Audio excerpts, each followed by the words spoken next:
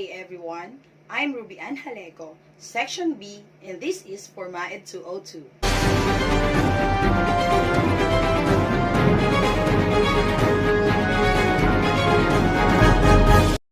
My task for today is to discuss about contingent leadership. Effective leadership is one of the most attractive qualities in an employee. There are dozens of theories that argue which leadership style is best suited for improving team productivity and maintaining employees' morale, and one of these is contingent leadership.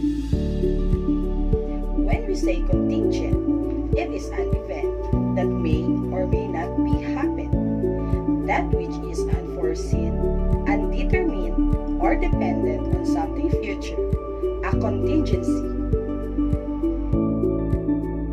History of contingency theory of leadership. The contingency theory of leadership was proposed by the Austrian psychologist Fred Edward Fiedler in 1964. The contingency theory emphasizes the importance of both leaders' personality and the situation in which the leaders operates. Fiedler and his associates studied leaders in a variety of contexts, but mostly in military contexts, and their model is based on their research findings. Two styles of leadership by Fiedler: task-motivated and relationship-motivated. Task refers to task accomplishment, and relationship motivation refers to interpersonal relationships. Fiedler's contingency theory of leadership, developed in 1960s, states that your effectiveness as a leader is determined by how well your leadership style matches the situation. Three components of Fiedler's theory. First, leadership style. In this factor, you determine your style of leadership. Fiedler developed a scale called Least Preferred Coworker Scale, or LPC. The scale asks you to do two simple things to understand your leadership style. First, think about the person you've least enjoyed working with. Next, then rate how you feel about this person for each factor and add up your scores. According to this scale, the more you rate the person you least like work with, the more relationship-oriented. And the less you rate the person you like the least working with, the most task-oriented you are. Situational favorableness. It is the second step that determines a particular situation's favorableness. It depends on three distinct factors. First, leader-member relations. This factor measures how much your team trusts you. Greater trust increases the favorableness of the situation, and less confidence reduces it. Next, task structure. This factor measures the task performance. It refers to the type of task you're doing: clear and structured, or vague or unstructured. Unstructured tasks are viewed unfavorably. Lastly, leader's position power.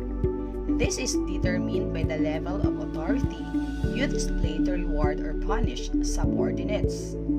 The more ability you have, the more favorable your situation. Fiedler identifies power as being either strong or weak. According to Fiedler, now that you know the leader's natural style using LPC and you understand the situation favorableness, you can determine the right leader for every situation. Contingency theory of leadership in the workplace. In the workplace, there are dozens of factors that can affect a leader's effectiveness.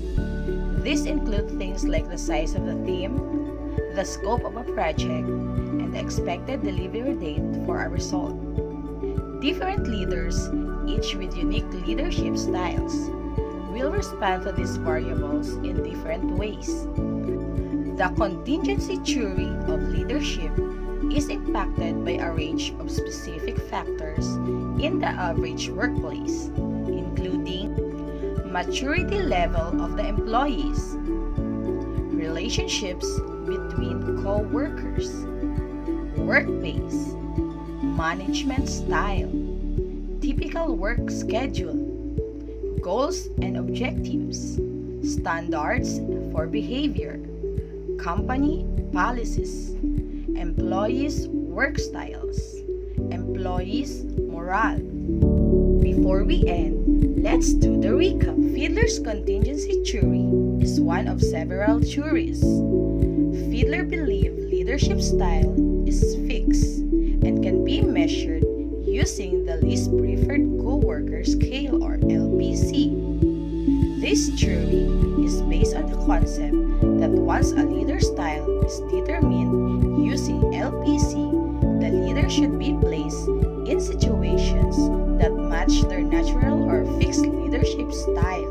The three components of the theory are: first, leadership style; next, situational favorableness; and the last one, matching style to situation. High LPC is equals to relationship